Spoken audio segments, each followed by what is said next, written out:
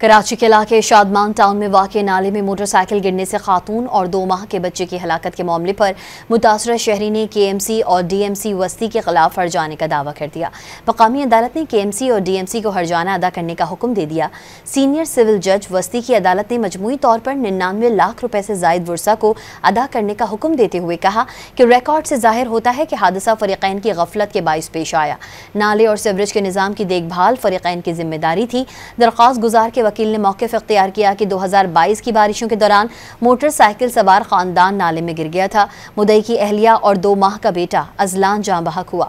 बरसाती नाले के अतराफ हिफाजती इंतजामात नहीं थे। मुद्दई के 3 माह के बेटी की लाश भी नहीं मिल सकी। मुतासरा शहरी ने जानलेवा हादसात एक्ट के तहत हर्जाने का दावा किया था। कराची के इलाके शादमान टाउन में वाक़े नाले में मोटरसाइकिल गिरने से खातून और 2 माह के बच्चे की हलाकत के मामले पर मुतासरा शहरी ने KMC और DMC वस्ती के खिलाफ हर्जाने का दावा कर दिया। मकामी अदालत ने KMC और DMC को हर्जाना अदा करने का हुक्म दे दिया।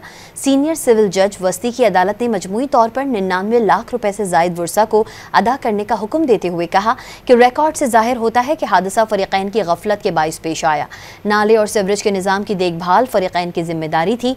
दरख्वास्त गुजार के वकील ने मौक़िफ़ इख्तियार किया कि 2022 की बारिशों के दौरान मोटरसाइकिल सवार खानदान नाले में गिर गया था। मुद्दई की अहलिया और 2 माह का बेटा अजलान जाँ बहक हुआ। बरसाती नाले के अतराफ हिफाजती इंतजामात नहीं थे। मुद्दई के 3 माह के बेटी की लाश भी नहीं मिल सकी। मुतासरा शहरी ने जानलेवा हादसात एक्ट के तहत हर्जाने का दावा किया था।